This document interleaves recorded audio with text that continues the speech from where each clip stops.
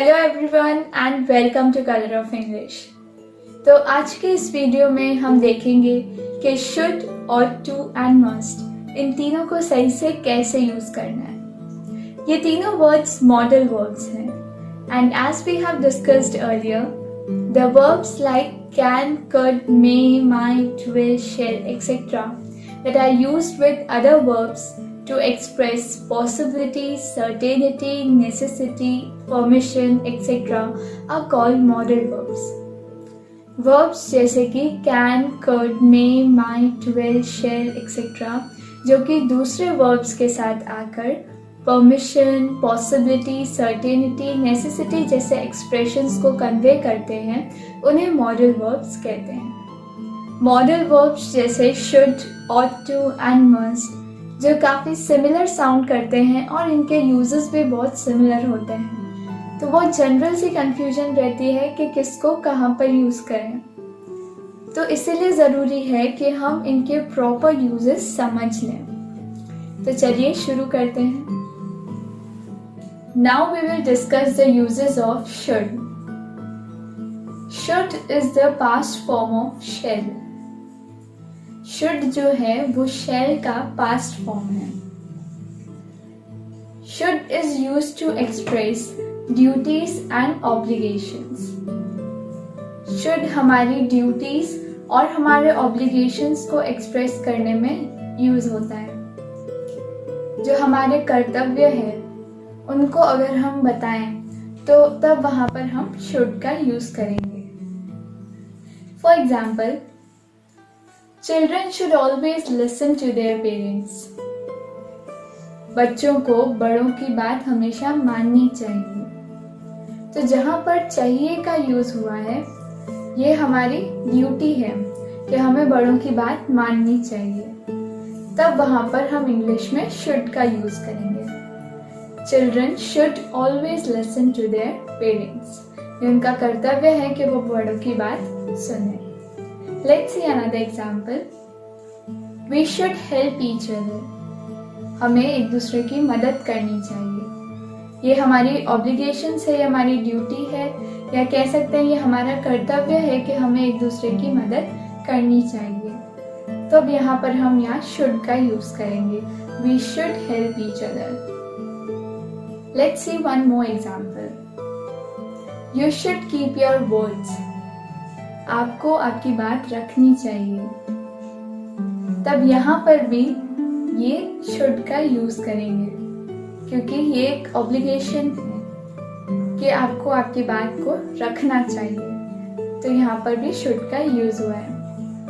तो जब भी हम हमारे कर्तव्यों की या फिर ड्यूटीज, ऑब्लिगेशंस की बात करेंगे, तब वहां पर हम शुड का यूज करेंगे।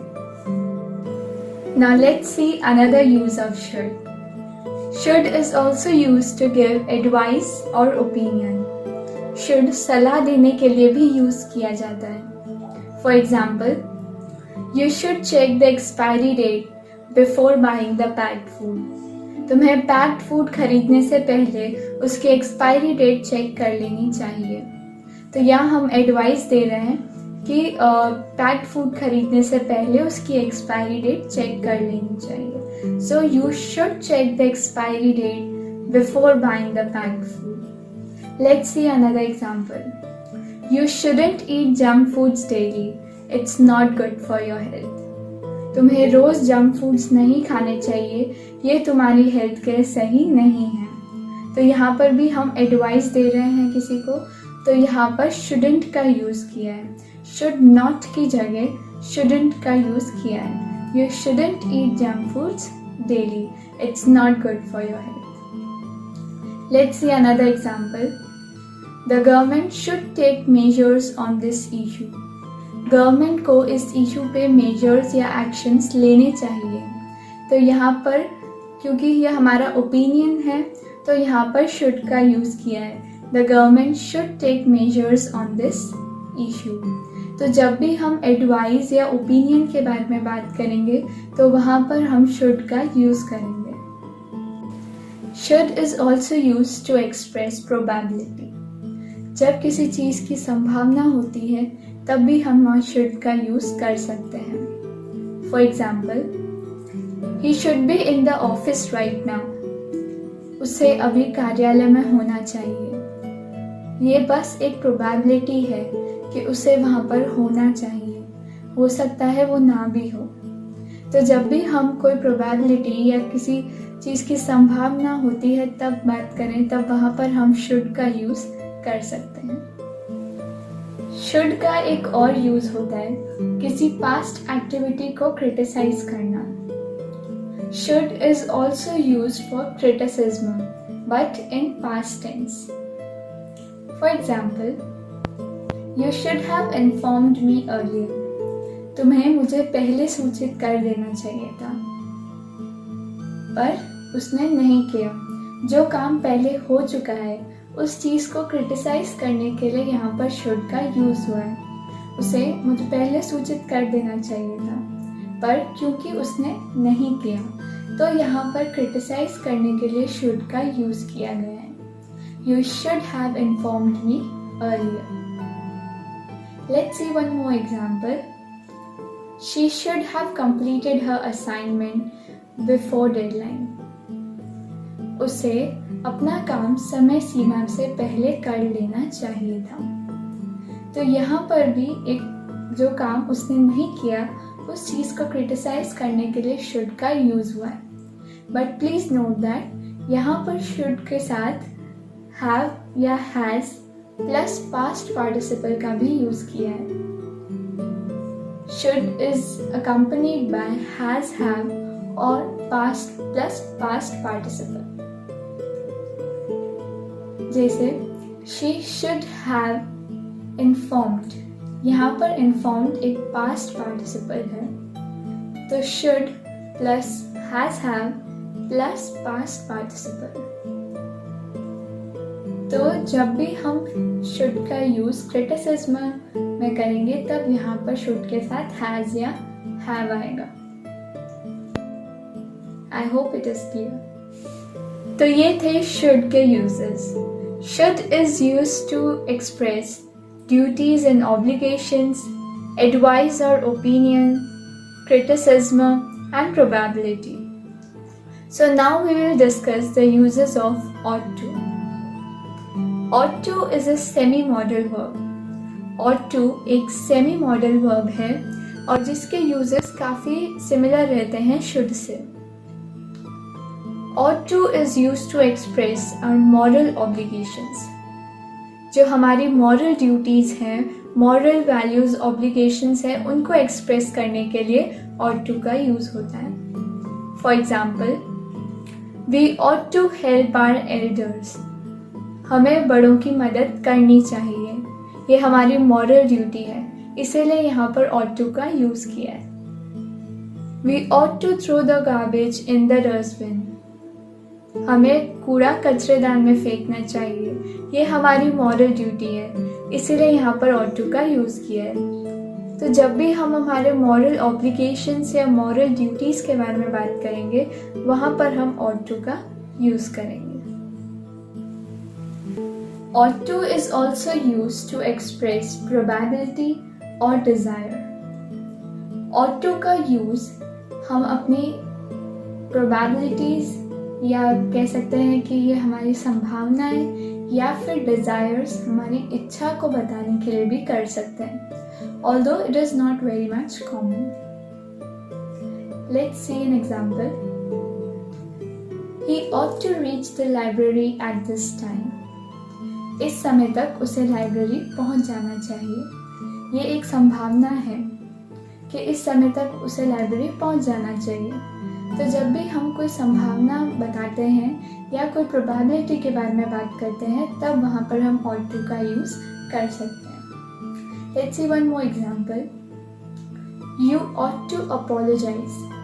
तुम्हें माफ़ी मांगनी चाहिए। ये एक डिज़ायर है, ये एक इच्छा है कि तुम्हें माफ़ी मांगनी चाहिए। तो यहाँ पर भी ought to का यूज़ हो सकता है। तो जब भी हम कोई प्रोबेबिलिटी या डिज़ायर्स की बात करते हैं तब वहाँ पर हम ought to का यूज़ कर सकते हैं। तो अब जैसा कि आपने देखा होगा कि शुड और ought to के यूजेस काफ़ी सिमिलर है। प्रोबेबिलिटी में भी शुड यूज़ होता है और ought to का यूज़ होता है। हमारी मॉरल ऑब्लिगेशंस या ड्यूटीज़ में भी ought to का यूज़ होता है और शुड का यूज़ होता है। तो ये बहुत जनरल सी कन्फ्यूजन रहती है कि कब हमें शुड यूज़ करना है और कब हमें ought to यूज़ करना है। तो अब मैं आपको बताती हूँ दोनों में मेजर डिफरेंस क्या है और कब हमें क्या यूज़ करना चाहिए। So the major difference between ought to and should is number one, that should is a modal verb, whereas ought to is a semi-modal verb. Should जो है वो एक modal verb है और ought to एक semi-modal verb है। Should is used to give advice and opinion, and one can choose to follow it or ignore it. On the other hand, ought to is used to give advice which has to be followed.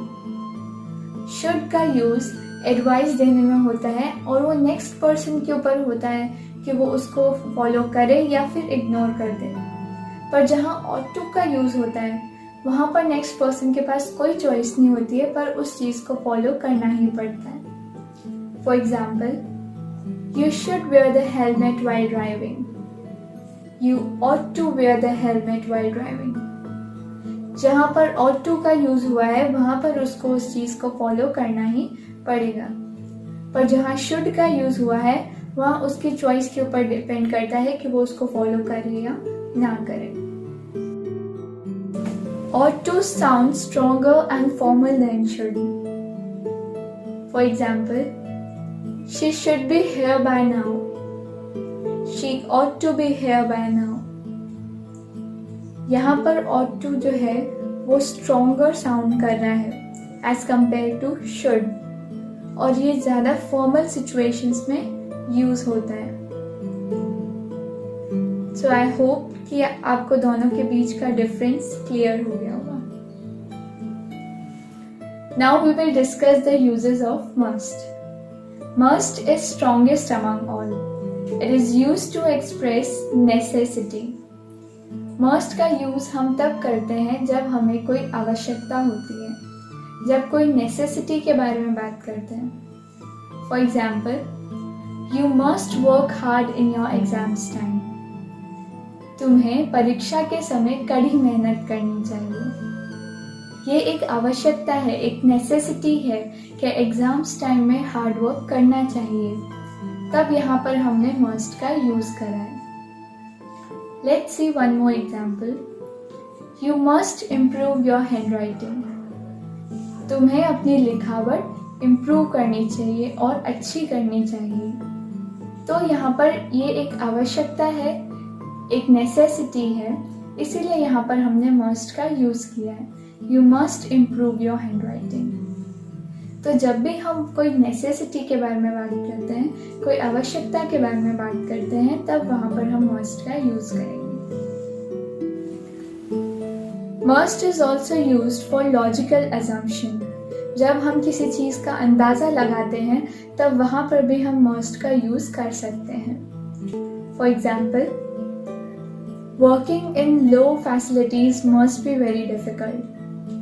Low facilities में work करना तुम्हारे लिए बहुत difficult रहता होगा। तो ये एक अंदाज़ा है, एक लॉजिकल असम्पशन है कि लो फैसिलिटीज़ में वर्क करना तुम्हारे लिए बहुत डिफ़िकल्ट रहता होगा। तो यहाँ पर भी हमने must का यूज़ किया है। Let's see another example. Riya has a luxury car. She must belong to a wealthy family. Riya के पास एक लग्जरी कार है, तो हो सकता है कि वो बहुत रिच फैमिली से बिलोंग करती हो। यहाँ हमने सिर्फ कार को देख के अंदाज़ा लगाया है कि वो एक वेल्दी फैमिली से बिलोंग करती है। तो ये एक हमारा अंदाज़ा है, एक लॉजिकल असम्पशन है।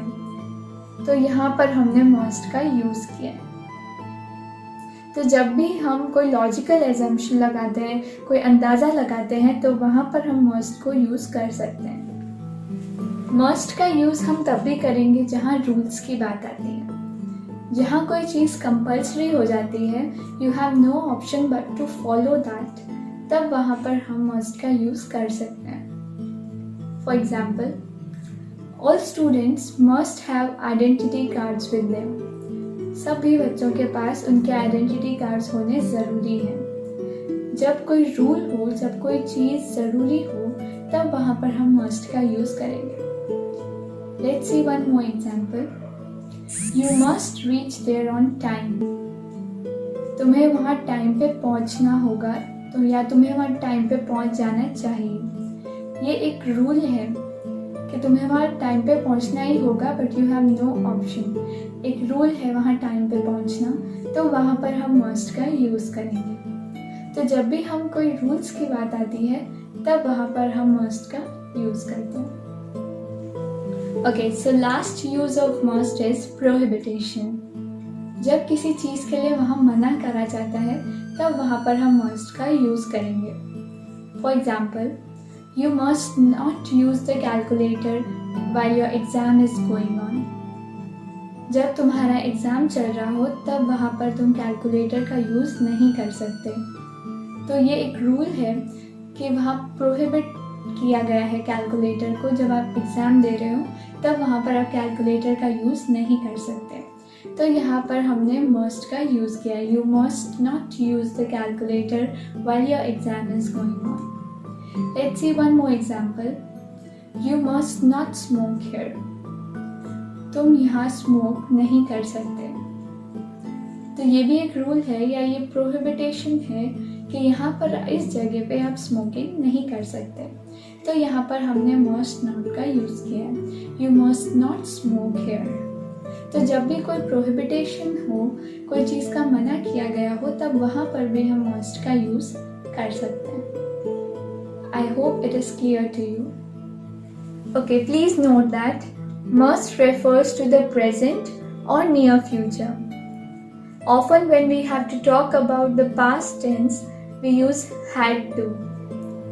Must has no past tense. Must का यूज या तो प्रेजेंट में होता है या फ्यूचर के बारे में बात करने में होता है। मस्ट का कोई पास्ट टेंस नहीं होता। उसके लिए हम उस मस्ट की जगह had to का यूज करते हैं।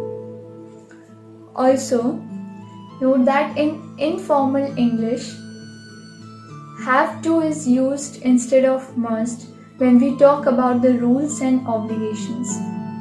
जब भी हम rules या obligations के बारे में बात करते हैं, तब informal English में वहाँ पर हम have to का use करते हैं instead of must. I hope it is clear. Even if you have any doubt, you can contact me on my other social media accounts. And please don't forget to like, comment, subscribe and share. Many thanks for watching this video.